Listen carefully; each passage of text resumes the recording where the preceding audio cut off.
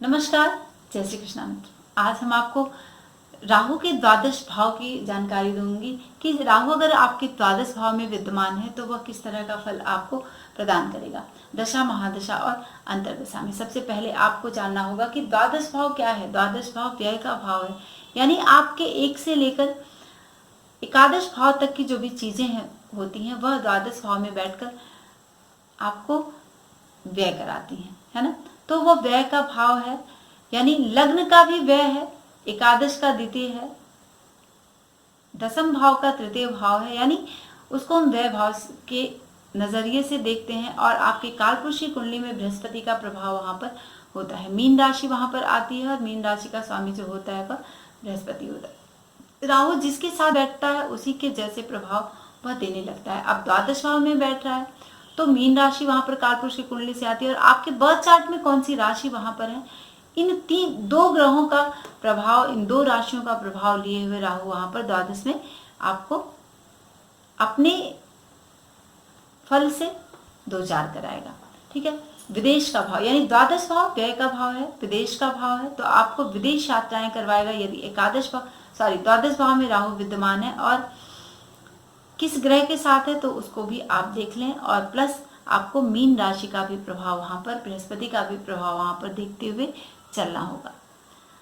द्वादश भाव यानी पंचम भाव का भी अष्टम भाव है, पंचम से अष्टम है, तो संतान के लिए वह बहुत ही शुभ नहीं होता है। अगर एक द्वादश भाव की दशा चल रही है तो पुत्र से वियोग करा सकता है, स्त्री से भी वियोग करा सकता है। क्यों? क्योंकि सप्तम भाव का वह छठा भाव है, तो स्त्री के लिए भी अच्छा नहीं है। रोग ऋण प्रदान करता है, शत्रुता प्रदान करता है। तो स्त्री के अगर परिप्रेक्ष्य में अगर हम देखते हैं कि द्वादश भाव में राहु यदि विद्यमान है तो वह किस तरह का फल आपको प्रदान करेगा, तो यह आपको वियोग वाली स्थिति बना देगा। या तो डिवोर्स हो जाएगा, या फिर पत्नी से अलगाव हो जाएगा, या फिर पत्नी के साथ बच्चा उनके साथ चला जाएगा और आप अकेले, इस तरह की कंडीशन क्रिएट करता है, यानी दूरी का निर्माण करेगा। अब वो चाहे मृत्यु के परिप्रेक्ष्य में हो या फिर आपके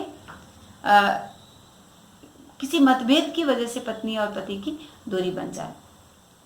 अगर आप स्त्री हैं तो पति को लेकर, पति है पुरुष है तो स्त्री को लेकर, इस तरह की कंडीशन क्रिएट करता है द्वादश भाव का राहु। द्वादश भाव का राहु आपको धन में बहुत ही ज्यादा व्यय करा देगा। क्यों? क्योंकि यह वैसे तो द्वितीय भाव से अगर हम तो उसका एकादश भाव है, ठीक है, लेकिन यह समस्त भावों का व्यय भाव है। तो यहाँ पर आपको धन का व्यय कराएगा, भूमि की हानि करा देगा। अगर उसने आपको एकादश भाव में कि राहु ने अगर आपको भूमि दिलवाने की कोशिश की है तो द्वादश का राहु आपको भूमि से हानि करा देगा, है ना। तो आप बहुत सोच समझकर डिसीजन लें। यदि आप किसी भूमि से संबंधित कार्य कर रहे हैं या फिर कोई भूमि खरीद लिया है आपने और कोई मैटर चल रहा है और द्वादश भाव का राहु आपके जन्म पत्री में विद्यमान है और उसकी दशा चल जाए उस समय, तो आपके हाथ से निकलने के चांसेस बन जाते हैं।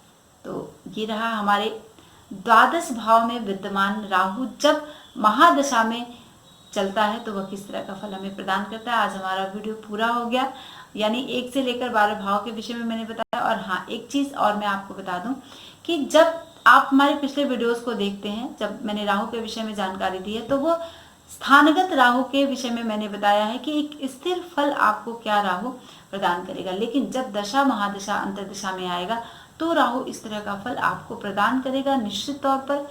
तो उस वीडियो को आप स्थिर प्रभाव देखें। और ये वीडियो जो है मेरा राहु के विषय में जो मैंने जानकारी दी है जब महादशा में चलता है, क्योंकि देखिए महादशा जब चलेगा तो अंतर्दशा और प्रत्यंतर दशा भी उसकी होगी। तब वो किस ग्रह के साथ चल रहा है और इस भाव में बैठकर वह किस तरह का फल प्रदान करेगा। और अगर आपको हमारे वीडियोस सही लगते हैं, आपको कुछ भी समझ में आता है या आपके साथ इस तरह की घटना घट रही है तो आप हमें व्हाट्सएप के माध्यम से बताएं और प्लीज हमें कमेंट के माध्यम से बताएं और अपने दोस्तों में साझा जरूर करें। आज के लिए बस इतना ही। नमस्कार।